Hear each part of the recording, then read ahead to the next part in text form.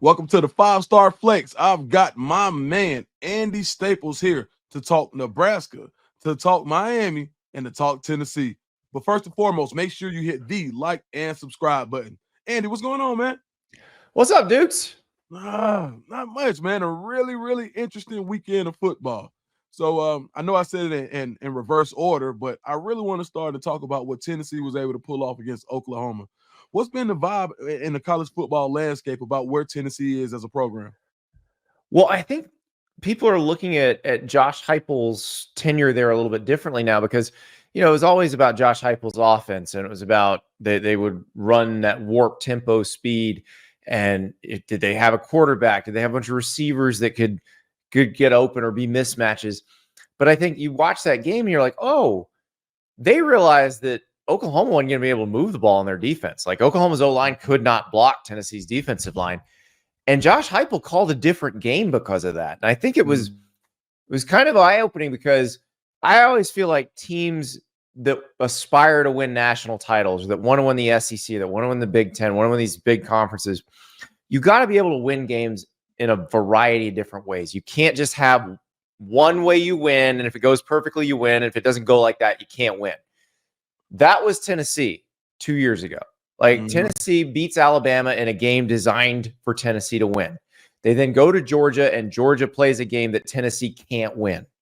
Well, now this Tennessee team, they have to go to Athens later this year. If they were to play Georgia in a game like that, they seem equipped to play in a game like that now. And I think that's a very interesting distinction between what Tennessee was and what Tennessee is.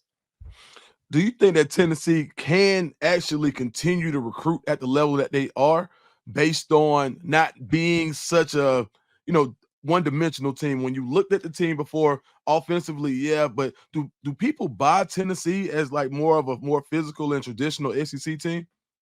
I think they're starting to. It's really interesting. So I think on the defensive side of the ball, they've got enough tape now that you can look at it and go, okay, they're going to play defense, or at least try to play defense the way Georgia and Alabama play defense. They're not going to they're not one of those. And Heupel said this, Josh Heupel said this when I had him on at SEC Media Days on my show. I mentioned something about up-tempo offense, and he stopped me, and he's like, we are not going to be one of those teams that plays an up-tempo offense that forgets about defense. We plan to have a dominant defense at Tennessee, which I thought was interesting because it was very clear he wanted to make that point. And I think it wasn't just me he's made it with a bunch of people. That's sort of a mission statement that, hey, do not look at me with Lincoln Riley and those other guys that have struggled to put good defenses on the field, because I want to be a team that can have a dominant defense and an offense that goes fast. The question is, could you do it? I do think you look at it now, you look at James Pierce, James Pierce is going to go in the top 10 of the draft. So you can say, hey, here's proof of concept. Here's a guy who came to us. We developed him. He's in the draft. And the thing is, you got Rodney Garner, coach of the defensive line. He's been in a lot of defenses that were dominant. He's produced a lot of NFL linemen. So they have the capability of doing that. The offensive line is the more interesting one for me, Dukes, because David Sanders, the number one O-line recruit in the class of 25, is going there. We're still waiting for the first Josh Heupel recruited offensive lineman out of high school to start for them. Now, Lance Hurd came to them as a transfer, but he didn't sign with them in a high school. So you still got, older guys that either signed with Jeremy Pruitt or transferred into this program that are starting on the offensive line. Can they sign guys out of high school and develop them? David Sanders is going to be the good test case for that. I think that's a great question. And another question that I have is, when you have offenses that go fast and they say up-tempo, you usually don't see a dominant defense. When we think about dominant defenses, we think about teams that even when Alabama spreads you out, they still pound the ball. They play complementary football. Do you think Tennessee right now is well-equipped enough to be able to play complementary football when you go against the Alabamas and the Georgias, and when it comes to the tough times in the SEC? I do. And it's a cultural thing. It's the way you practice. It's not really anything other than how you decide you want to run your program. This is the thing I've been screaming about with Lincoln Riley for about 2 years, and I think maybe they've got it sort of fixed at USC. Maybe we'll see. But clear, the way USC played over the last 2 years, you could tell they don't hit at practice. Like they do not do things at practice that help their defense become a physical defense, become a good tackling defense. Now you watch them play and you're like, oh, I bet they're hitting more at practice now because you see them making open field tackles. Tennessee's going to hit you at practice. They're going to be physical. Like they want to be physical on the offensive line too. And you're seeing like that offense, the veer and shoot, which, originated with Art Briles at Baylor. You've never seen that run with SEC level offensive linemen, really good but you are now because you're seeing that at Ole Miss and you're seeing that at Tennessee. And it is a very exciting offense when you put some giant athletic offensive linemen in it because you can do some more things in the run game. And I think what Tennessee's done is they've created a culture where they are still going to be very physical on the line of scrimmage, and they practice that way. And I think that's going to help them when they play Alabama and when they play Georgia, because it'll make them competitive against teams like that. Whereas teams that ran that offense before, they were tagging off at practice. It's just, you were never, ever going to beat teams like that because you just weren't equipped. Andy, I think one of the parts of your repertoire as talent is your knowledge of X's and O's. All right, so imagine I'm a 5-star wide receiver and I'm thinking about going to Tennessee. Help me understand what's good about Tennessee's offense for me as a wide receiver. So Dukes, I'll play Josh Heupel here. Okay. And you're the 5-star receiver. Yep. Phillip Dukes 5-star. All right, Dukes, I have watched you beat up on all these high school corners. I'm going to break this to you. You're going to get in the SEC. There are going to be some corners that can cover you one-on-one. They're going to be first-round draft picks too. But here's what I'm going to do for you. I'm going to get you matched up on a safety. Like, you want to see some tape? Let's show you some tape of poor DeMarco Helms. DeMarco Helms, very good safety. He's not a lockdown corner. Right. So if you give Jalen Hyatt a 15-yard head start to run it right at DeMarco Helms, what do you think's going to happen? Touchdown. Baghdad. I am going to get you mismatched. I am going to get you covered by somebody who does not have any business covering you. And you're going to catch that ball and run for a long way. That's what I'm going to do for you. Now, look, we're still going to need you to do some things on the outside. Like when we're playing against a good corner, there are going to be some times we need you to go win that ball. So go look at Brew McCoy. See what we're doing with Brew McCoy. Big physical dude. He's going to win that ball at the point of attack. 50-50s aren't a 50-50 ball for Brew McCoy. They're an 80-20 ball for Brew McCoy. Like, that's what we're going to do for you. And that's what that's how I sell it is. I sell it as we're going to take the things you do well and use those, but we're also going to get you into mismatches that allow you to be better. Now, I love that pitch. And when I talked to SEC defensive coordinators, when they were talking about this offense, they said it's something they call mobster or something like that. I can't remember the exact name, where they're saying these guys get to make their own reads on the perimeter and they know what they're going to run. But to your point, they can see where their opposition is, and they say, you know what, this is my time to run this fly. Jalen Hyatt's licking his chops. And I think the problem for the DCs is like the receivers are so wide. They're outside the numbers. And this is, this is actually one of the reasons why a lot of other places were sort of slow to adopt some of these offensive principles. Like there's no out route. In Tennessee, it's not in the route tree because those guys on the outside are too far outside. They can't run an out. They don't have room. So it limits in some cases what you can do. But the trade-off is you force the defense to declare what it's going to do, because unless you have just some unbelievably quick safeties or nickel folks that can cover a lot of ground, where you can disguise a little bit what you're going to do with where you line them up, you kind of have to tell the offense, we're going to put some more guys near the box because we're afraid you're going to run the ball, or we're afraid you're going to throw over the top, so we're going to abandon the box and you can just take those 5 yards. Yeah, even as I help as a father coach with my son now, I'm just thinking about using that. I'm like, hey, you know what? If we can make them declare what the safety is going by using the entire field, then now that gives me a mismatch. I'm thinking about like, oh man. So if I know if they drop that safety in the box, then of course I'm going over the top. And every time. Yeah. I mean, it makes sense. Well, and that's why if you watch the old Baylor games, like there were plays where when the box was light, the receivers didn't even run because they knew they were going to have to run more than extra. So they were conserving their energy because the box was light. You're handing off. You're going to get your 4 or 5 yards that they're just giving you. And you don't, why waste your time running? And it was crazy. Now, the history of that offense is interesting because it actually started in the high school level in Texas so Art Briles was coaching out in West Texas. He coached a game I think it was either a playoff game. I believe it was a regular season game. No, it was a playoff game. But at the time, Texas didn't have overtime in high school football. They decided tied games based on what are called penetrations, which would be times that you got inside the 20-yard line. And so I guess the two teams had the same number of penetrations and they were tied. And so this other team just ran the ball like 19 times in a row. Oh, wow. And Briles is like, I'm never going to let myself get in that situation again. So he creates this offense. Now, the receivers being so far on the outside, it stems from getting basketball players to want to come out for football because the best athletes in the school were on the basketball team. Right. They didn't want to come block in a wing tee. They wanted to be on the outside and catch the ball. So he created an offense that made it attractive for these tall, long guys to come out and catch the ball. Oh, wow.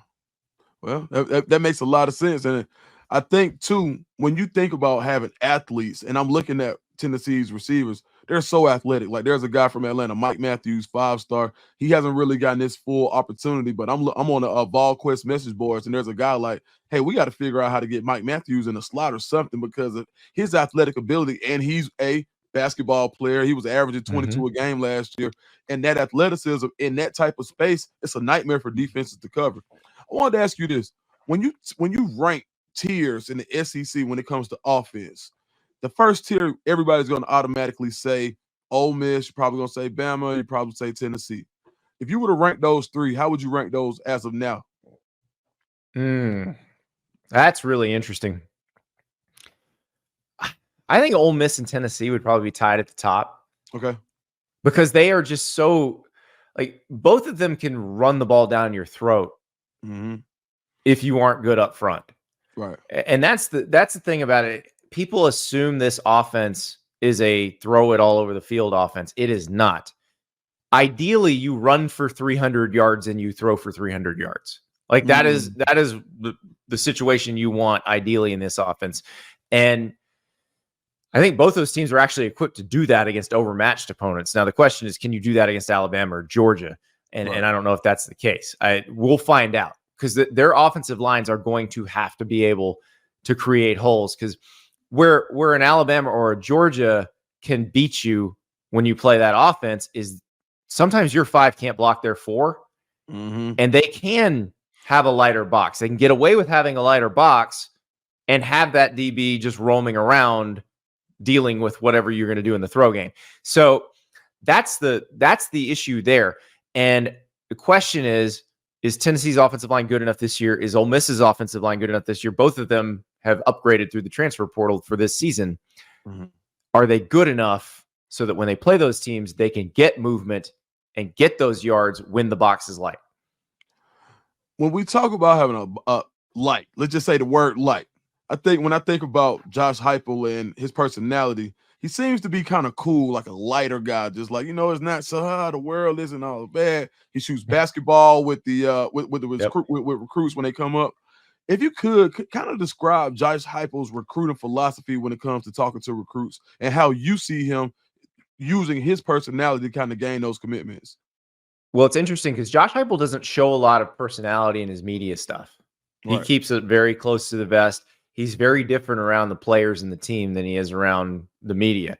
I think if you watch that video of Heupel in the locker room after the Oklahoma game, you got a very good sense of who he is as a coach and how he feels about his players. Because, he was talking about, hey, this coming back to Oklahoma wasn't about me. And then he sort of gets choked up thanking them for giving him a very special moment in his life. And, the best example I can give is from talking to people around the Tennessee program and what life was like when Jeremy Pruitt was the coach and what life is like now with Josh Heupel as the coach. When Jeremy Pruitt was the coach, the players did everything they could to get out of the complex. They wanted to go home. They did not want to be there. Now you have to make them leave. Like, guys, it's late. Go home. But they love being there. They love being around the complex. They love hanging with the coaches. And Heupel's interesting because I just remember when he got the UCF job, I was like, Josh Heupel? I didn't even know he wanted to be a head coach. And you didn't know if he'd have the right qualities. But the one quality he has that I think makes him exceptional for the Tennessee job, which I think is a very hard job, and I think you have to have the right personality for it. You have to have an inner self-confidence. And Josh Heupel has the inner self-confidence of a guy who was the starting quarterback on a national championship team. Like, us normal people cannot ever fathom what that feels like. Like, we don't have that inner glow in us. The difference is Heupel does not give a crap what you think about him. Okay. He knows where he's at. So unlike some of the coaches that have been of Tennessee before, who have just been sort of beaten down by the intense pressure, like the local media in Tennessee, the talk radio market is as nasty as it gets. Like, it feels like you are the coach of the Yankees if you're the head football coach at Tennessee. And so, like, you have to be able to ignore that. You have to not let that get to you. And we've seen Tennessee coaches brought down by that in the past. I don't think Heupel cares. I don't think it matters to him one bit. I think how he is around those players is all that matters to him. And he doesn't care if he makes us happy in the media or if he gives us interesting sound bites. That's not his goal here. Like, he just wants to make sure the players are having a good experience and that he does what he needs to do. And I think that is probably the right way to handle things at Tennessee. I don't know that there's another way to do it. And I look at the way he interacts with those guys, and it's good for this era of college football. Because I think one thing we don't talk about enough in recruiting is how equipped are these coaches to deal with the fact that guys are free agents every single year. How do you create an environment where people want to stay and play for you? And I know that you get the people, well, that means you can't coach them hard. It's just more the sissification of America. That's not true. Like, Kirby Smart and his staff coach players as hard as humanly possible. And the players keep coming back. Because as Nick Saban says, they add value for those players. Over and over and over again, they add value. And the other part about Kirby Smart is, like, if you're a football player, you know where he's coming from. Like, he's coaching you hard because he wants you to be your best. But you know that this dude was a dog when he played. Josh Heupel was a dog when he played.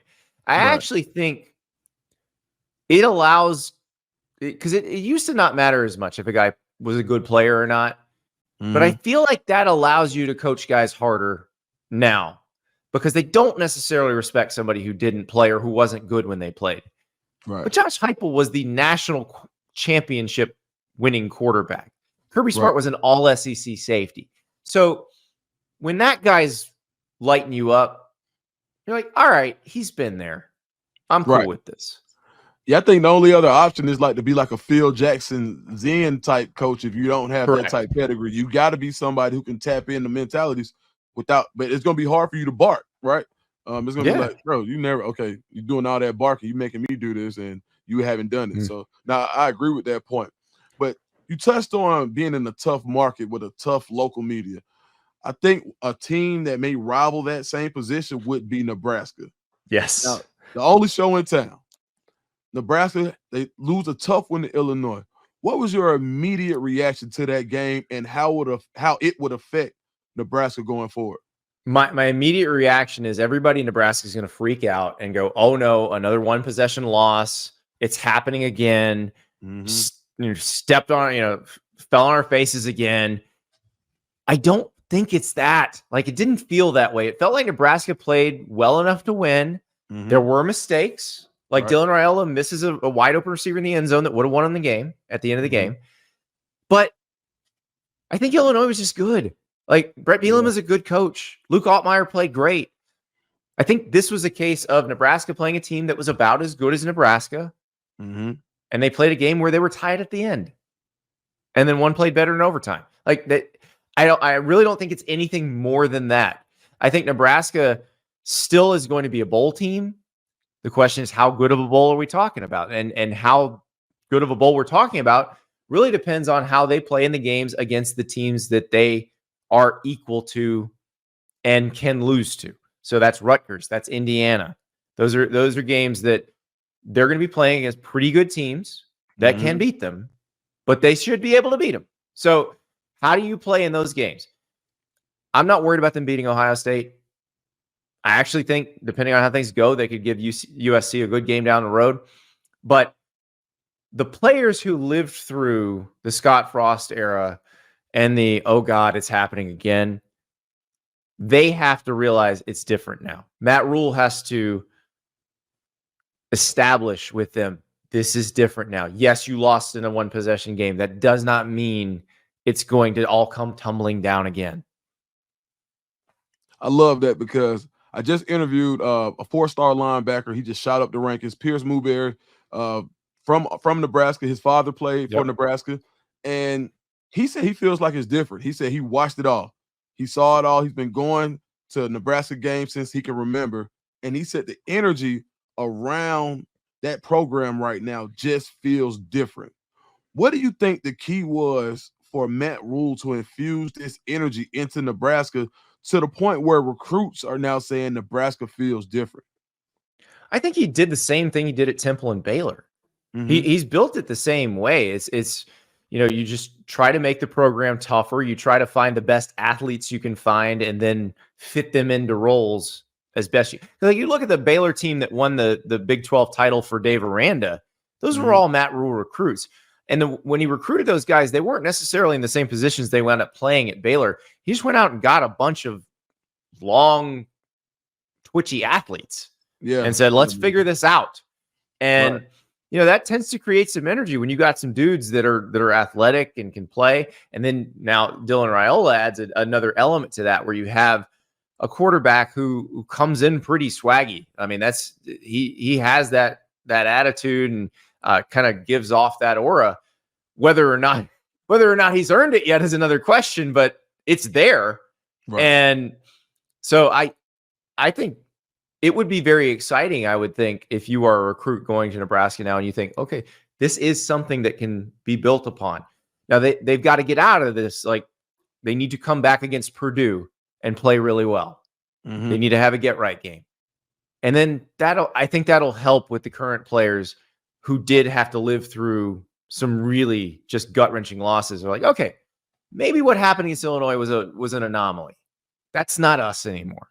We're going to be okay. Like that's what they need. And they keep this going, and you show that you can win games like that down the road, and all the recruits are going to go, oh, well, this could be a really special place if they really get it going again. Because that's what I think, not just the guys out of high school, but the guys out of the transfer portal even more so, because how they're very business decision oriented in the transfer portal. They're going to see the facilities, the resources, how crazy they are about football there, and realize, oh, if I ball out here, I'm set. Like that's the part about the NIL era that I think really helps Nebraska. But they got to get the football part of it right before everybody starts to really see all the benefits of it. How does Nebraska get into the Southeast again? Now, I was really like a Nebraska fan in the mid-90s. Like my favorite guy, on the field was, God bless him, Lawrence Phillips. Never seen anything like it when it came to running the football. But those guys aren't just in Omaha, Nebraska. They're across the world. Across the country, excuse me. So how does Nebraska close out on some of these guys with a national imprint? Like they got really close on David Sanders. Now they're in it for Michael Terry. How do they return to a brand of national prominence? Well, I think that they can be national because of NIL. Okay. Like they can get, like they got into the David Sanders sweepstakes because they could offer what Tennessee and Ohio State could offer. Right. So I think that's one way to do it. They're going to have enough money to be in the mix for these things. And I do think that the NIL era does help in terms of not tying people to geography. Now, as far as the Southeast go, what's the best player from Nebraska to ever come from the Southeast? Tommy Frazier. That's Tommy Frazier. Absolutely. But Tommy Frazier went to Nebraska because nobody in Florida would let him play quarterback. Everybody's Mm, like, "Oh, we think you should play safety." right. Well, he said, "No, sir, I'm a quarterback." And I'll be honest, if Bill Callahan had been coaching Nebraska at the time and they weren't running the triple option, I don't know if they would have taken Tommy Frazier either. Right. But so I think that was a very unique set of circumstances. But it's not like they haven't been able to recruit. Like Mike Rozier came from New Jersey. Mhm. A lot of their best players have come from different parts. You mentioned Lawrence Phillips. He played high school football in California. Mhm. That they've been able to get guys from everywhere, and they're going to have to get guys from everywhere. And I think, they have the resources to do it. And the one good thing about Matt Rule having been successful at Temple and at Baylor is that he's had to learn multiple areas of the country in terms Yeah. of the recruiting landscape. So to have a Texas pipeline, to have a Northeast pipeline, which, by the way, both have been very good for Nebraska over the years, Yeah. very helpful. Now you got to do California and the Southeast as well, but that's how it works. What is a corn husker? Somebody who shucks corn. You take the husk off the corn. Oh wow. Well, that sounds like you got to be a pretty tough guy. So I can see if you're a guy that shucks corn, I can see that. All right. That's right. They like their fullbacks. Although listen, if Nebraska could get just a absolutely lights out receiver, Right. Jeremiah Smith's going to Ohio State, Right. but somebody like that who's big and physical and good body control and can move, like Cam Coleman at Auburn. Now, obviously, Cam Coleman grew up 5 minutes from Auburn, but that's more like 20. It's Phoenix City. But can you convince somebody like that to come out to Lincoln? Because they need that. Because I don't think Nebraska wants to play the style that Illinois plays. They don't want to play the style that Iowa plays. I get that's where they are in the country, but Matt Rule's smart enough to know that you're expected to compete for Big Ten titles, and if you're expected to compete for Big Ten titles, you better be able to compete with Ohio State and Penn State. And so that's the thing is get those athletes on the outside, which is going to be harder. That's going to be the hardest thing for them to get. But if you have the QB, I think that does help draw those guys a little bit more. Yeah, I think if they can maybe dip into the Detroit area, there's a guy in Vegas right now that's lights out. I think his name is Derek Meadows. Commit like that 6'6" I would say, isn't he going to LSU? Yep, going to LSU. So yeah, I'm thinking that's a place that's producing pretty good quarterbacks though, and some very good receivers. right. That's how he would go so far. So I'm thinking, to your point, if you got proof of concept, you probably got a guy who has the potential to be the best quarterback in the country when it's all said and done in a couple of years, right? I think you try to overpay. Okay. For a receiver, a couple of receivers, either out of the portal or out of high school ranks, because you can, because you have the resources to do it. And I think that's what Tennessee, like when Nico's deal came out, we all went nuts. Tennessee overpaid for Nico. Man, it's going to wind up being a bargain. But if it hadn't worked out, you still should have tried it, because that's the only way in on some of these players that weren't looking at you earlier.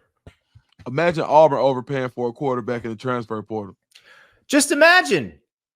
Yeah, I had somebody text me this week about, well, no, Hugh was right, because none of those guys are worth whatever. And I'm like, Hugh's job's to win. It's not to regulate the prices in the quarterback market in the transfer portal. No, you're right. And I also think he could have gotten some guys that were a little bit cheaper. If that's like Jordan McLeod over at Texas State. If you put him at Auburn, is he playing better than the guys they got? Man, Jordan McLeod would have walked to Auburn. Absolutely. He tried. I mean it. He really wanted to go to Auburn. And he wasn't a fit apparently. So, and those are decisions that Auburn has to live with. But we'll talk about a team and a fan base that's a little more excited than Auburn is right now. And that's down in Coral Gables. Miami is on a heater right now. How excited should the Miami fans be? Because when I'm looking at their schedule, I don't see just this, this gauntlet of juggernauts. But I see a clear path to the college football playoffs. How excited should they be about where Miami is going right now? They should be very excited, and I think this Virginia Tech game is a good barometer for it. It's Friday night. Whole country's going to be watching. A lot of the country hasn't seen Cam Ward yet. Maybe they watched a few minutes of the Florida game, but once he got out of hand, they're like, whatever, it's over. Right. I think Cam Ward is having a lot of fun down there. I think a lot of the things that he couldn't get away with at Washington State, he can get away with because he's surrounded by some really good players at Miami. And I think, you look at what they've done on the lines of scrimmage, and a lot of that is through high school recruiting. Right. Francis Maui-Noah is probably the prime example of this is one of those that Mario Cristobal felt like he had to get.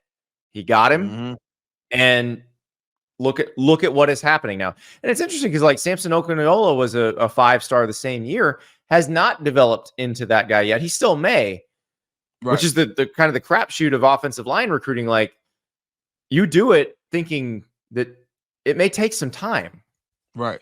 But the other thing is they've done a good job in the transfer portal. You look at Tyler Barron and Simeon Barrow, who they got out of the portal this year, but also like Akeem Messidor, they got out of the portal 2 years ago or 3 years ago, and then he missed last year mostly with injury, but they got him from West Virginia.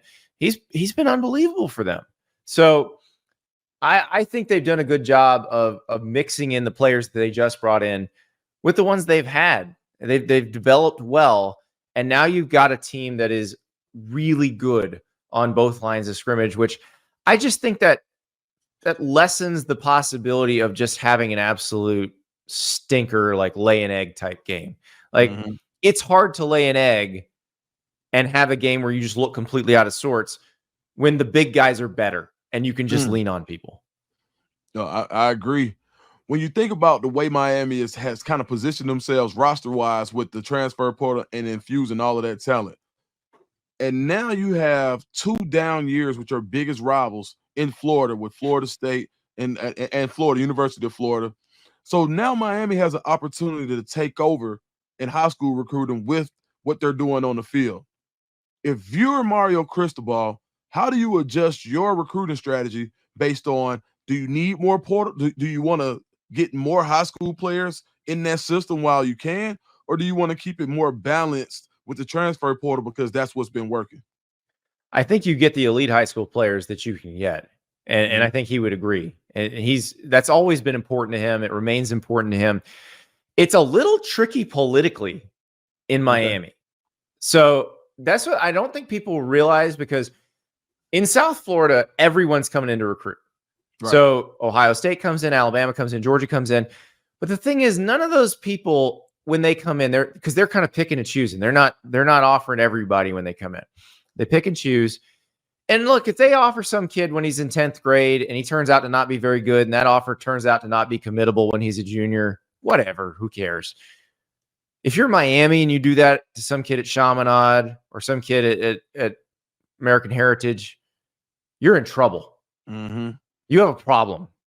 Right. And so they have to be very careful about when they offer and how aggressively they recruit. You better know, like, when you make that offer, that's a guy you definitely want. And this is not just Mario. I think Mario is actually better positioned to handle this because he's a Cane, like, right. And he has those relationships going a long way back with the coaches in South Florida. But it's very difficult when these other schools can come in and play by a different game than you have to play by. They have to play by different rules. You have to be very careful. You can't piss everybody off. Right. And so it does make it a little bit difficult. Everybody's like, oh, they have so much talent around them. Yeah, but politically, like, threading the needle is not easy. And so I think Mario's done a pretty good job with that. I do think he's going to keep trying to get elite talent out of the high school ranks, especially among the big people. And I think that's going to work for them. As far as what happens going forward, like, I think they still really like Emory Williams at quarterback. Like, if Cam Ward, gets done this season, and obviously Cam Ward will be in the NFL next year, Emory Williams might be waiting in the wings. He might be ready to go. Because remember, he got hurt against Florida State last year, and but he may be capable of coming back and being that guy that they envisioned him being. So, right. they don't always have to do it out of the portal, just because getting over the hump, we think, was taking Cam Ward. Yeah, and two, they've got a quarterback committed, Luke Nickel at Milton out of Atlanta, and he's a ball player. He was underrated for a long, long time, and now he's got that 4-star ranking. And now you see Auburn trying to creep in, and more schools are saying, "Hey, this Luke Nickel guy is pretty good." And I know Miami likes him because there was a quarterback last spring actually, that was in the transfer portal that I'm privy to a conversation where, they asked Miami, "What do you think about bringing him in?" He's a younger guy, and they was like, "Nah, we got Luke Nickel. We're okay." Right, and that's the thing. If they like him, they like Emory Williams. You roll with those guys, and then if that doesn't work out, you can grab a guy out of the portal who's got 1 year left, like they've done with Cam Ward.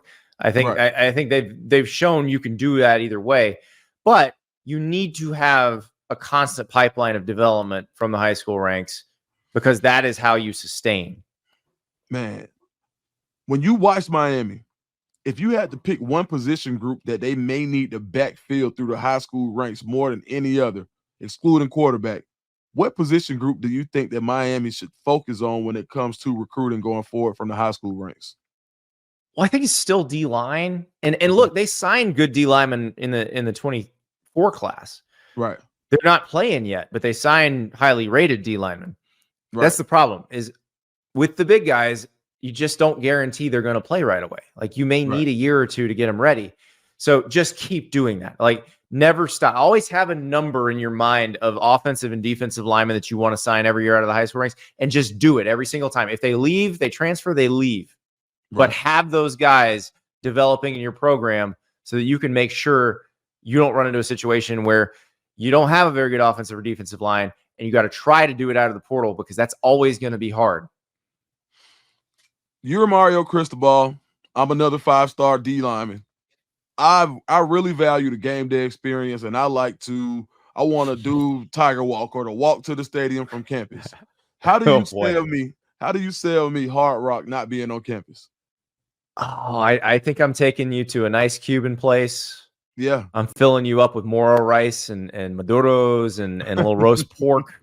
And I'm like, listen, that's 7 Saturdays a year, bud.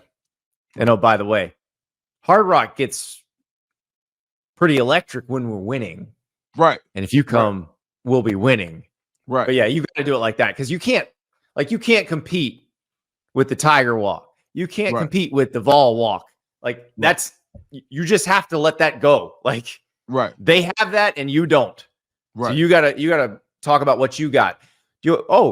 So the other 300, I'm bad at math, but the other 358 days a year, you're living in Coral Gables. Yeah. How's Tuscaloosa compared to that? So, like that, you got to use what you got. That's all it is. You know what's crazy though, Andy? When I went to the Miami game last year, and the tailgating is so crazy. Outside of, like that's what I didn't realize, and I don't think people realize that about Miami, because and I asked that question for a reason, because that was one of the questions that I had. I was like, man, they don't have it on. And I was surprised, because I just didn't know. But they have the massive parking lots. Oh my God. So you actually can set up and tailgate, and it's actually a nice setup. It's more like the interior of the stadium, and the crowd's not like an SEC school, but the tailgating scene is kind of similar to that. The tailgating scene is definitely like that. And there are so many more amenities at Hard Rock Stadium for a college game. It is insane. Like, which doesn't help the player, but may help mom and dad. Man, mom and dad, you got like you literally. So there was a high school there, and the kids were like, kids coming to recruits, and they was like, they got Benny Hunter in here. There's a Benny Hunter in here. Look, I'm just as excited. I'm like, where is it? So no, I think Miami. You got your man chopping it up and like throwing the shrimp into it, catching it in his hat. Man, it's crazy, man. But it's just a kind of microcosm of what you would expect going to school in Miami, like the Miami. And man, it's been a pleasure, man. Talk to me about how it's been rejoining with your boy Ari on Andy and Ari. It's been awesome. So Ari Wasserman, co-host now. The show is just on a rocket ship. Ari and I work together at The Athletic. We were waiting on Ari's contract to run out. It did. We got him. Yeah. And we have so much fun every single day talking college football. You're going to see Ari on with Dukes and Dukes on with us. And it is a blast. So the On 3 Sports YouTube channel, Monday through Thursday, 9:30 a.m. Eastern time. And then after the games on Saturday nights, 11:30 p.m. Eastern time. And then we're popping in on videos throughout the day. It's so much fun. Ari is a sick and twisted mind. We'll occasionally ask him what his most recent Google search is, and we'll just blow your minds. But he looks at the world in a very different way, and it helps me because it causes me to start looking at things in different ways too. Right. So you get some weird conversations, but also like we've got one. We started talking about it on Monday's show, but we had to do the picks, and I was like, no, let me write about this, and then we're going to talk about this fully on Tuesday. And Dukes, this may be a show for you too. Okay. Because I this is very much a recruiting question as well as it is a transfer portal and roster management question. All right, so I'm going to throw this out to you. So we may be filling the 5-star flex for the rest of the week here. All right. You look at you look at Oklahoma's situation and Kansas State's situation. Okay. They had a very highly rated recruit that they were super excited about. They let a veteran walk because they had a very highly rated recruit at quarterback that they were excited about. Would Dylan Gabriel have helped Oklahoma against Tennessee on Saturday? Yeah. Would Will Howard have helped Kansas State against BYU on Saturday? Absolutely. Yeah. But it's not as simple as that. It's a lot more complicated terrain. There's a lot of different things you've got to consider. But I do think we may have to change the way we think about quarterback recruiting in general. Mm-hmm. Everybody, coaches, players, fans, collectives, you name it. So we're talking about that on Tuesday's show on Andy and Ari on 3. And I'm guessing 5-star flex is probably going to hit that a little bit too, because as this goes forward, it's going to evolve in a really interesting way. Yeah. I agree. I mean, you basically have to have a separate fund just to have and you got that has to be a Dukes. Yeah. You follow the NFL. Like, when does an NFL team let a good quarterback hit free agency? Usually when they got another one. When he's old. Never. They never do. They don't even try. Like, is Dak Prescott the answer for the Cowboys? Like, is Dak Prescott ever going to win a Super Bowl for the Cowboys? I don't think so.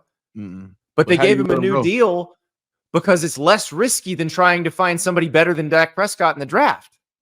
Because what if you don't? No, you're right.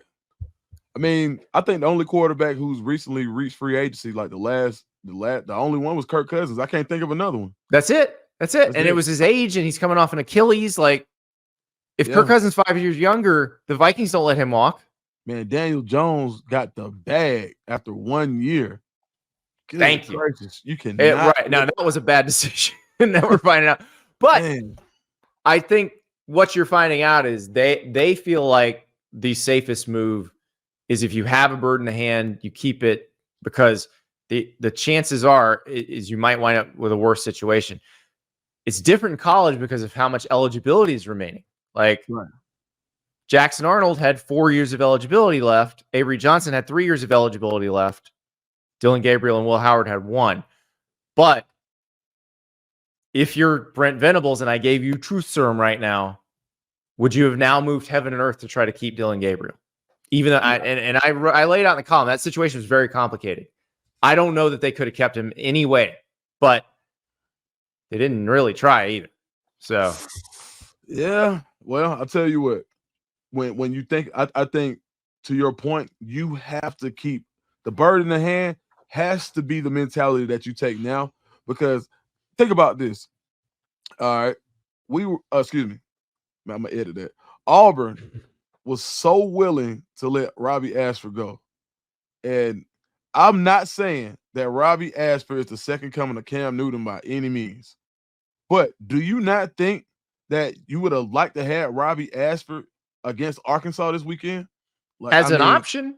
As an option. I mean, and look, I'm not saying he's just a world beater, but Shane Beamer literally almost got a victory against LSU with Robbie Ashford. Yeah. I'd rather have Lenora Sellers for sure, but yes, I'm with you. Yeah. Yeah, I mean, so when you've got a guy that has documented production, even if it's not world-beating production, you got to keep him at that position because if we don't see anything right now, we see that is the most pivotal position in football, and it doesn't matter what level you're on, from Pee-wee all the way to the pros. If you got a quarterback, you got to hold on to him. And it's really crazy that you bring that up because that's the thing here going on in Atlanta. You've got quarterbacks at the high school ranks that are saying, "Oh, well, there's a 5-star in front of me, or there's a 5-star behind me, and I'm a 4-star, so I need to go because I'm not going to get the opportunity to play." So if those years don't line up, then you'll see a guy who has crazy potential go to another school or a lesser school in order to play.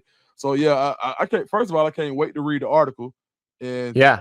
Well, and I want to hear like your viewers' takes on it because these are people who follow recruiting closely, and I think people who follow recruiting closely are really going to have to rewire their brains soon, because like I live in Gainesville, so I've been hearing about DJ Lagway forever, and people were up until the Texas A&M game, people were saying, well, you have to at least give Billy Napier a chance because DJ Lagway might transfer.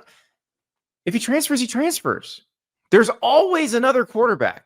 Right. Always.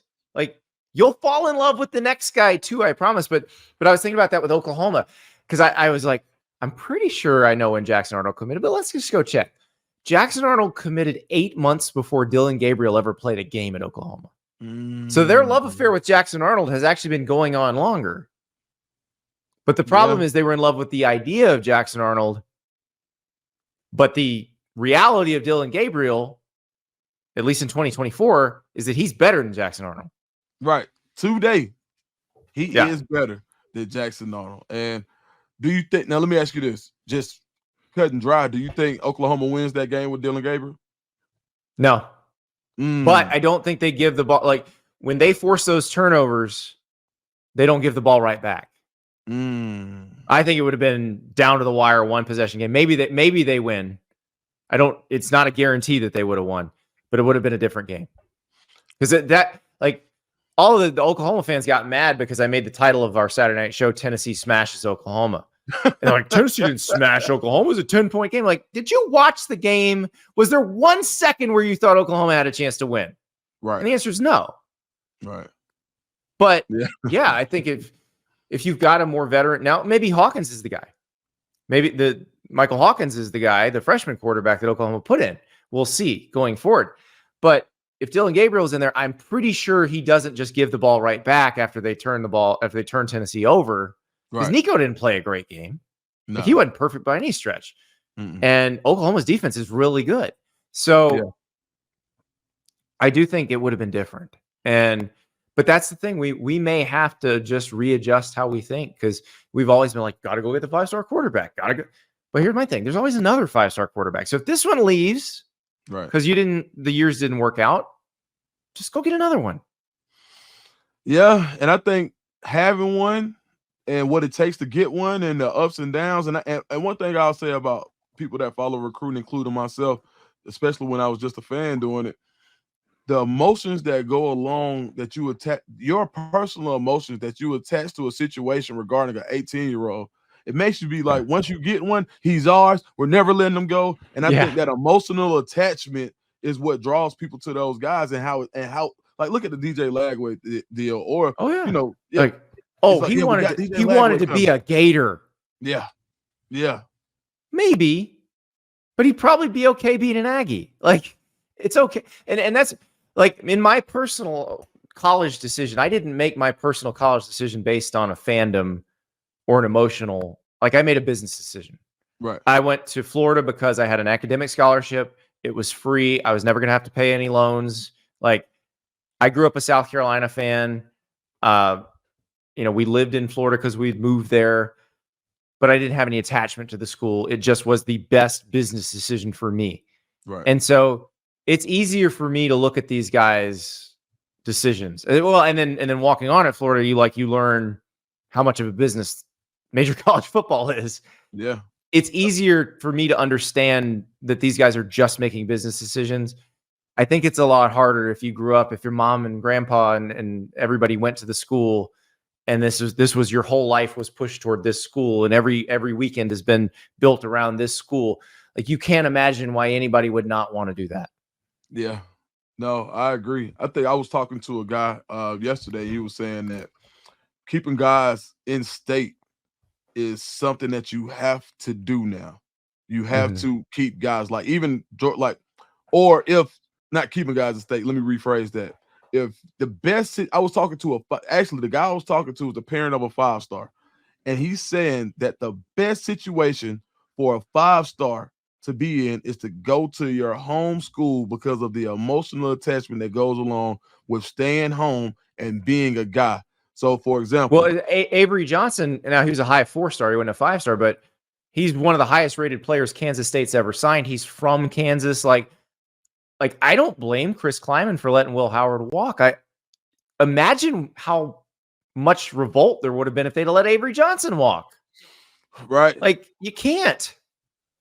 Do you have to let the veteran walk though? Can you not find in that situation? You did, because like Kleiman had already started carving out a role for Avery Johnson last year, and you could tell Will Howard didn't like that.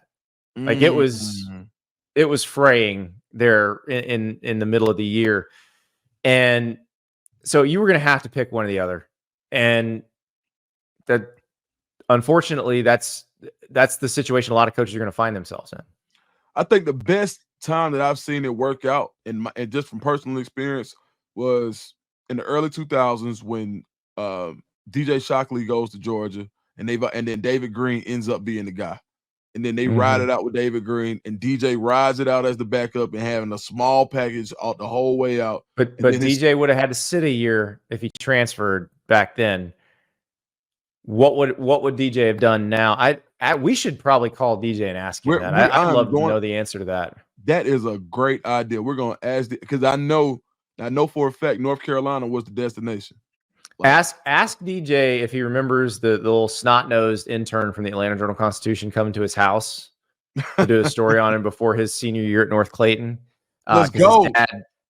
His dad told me the story, like why DJ initially didn't want to be a quarterback. He didn't want to put his hands up under the center's butt. That sounds about like Shock. Andy, man, this is too fun, man. Like, we got to do it more often. And shoot, man, congratulations on getting the band back together, and hope to see you soon. Anytime, Dukes, anytime.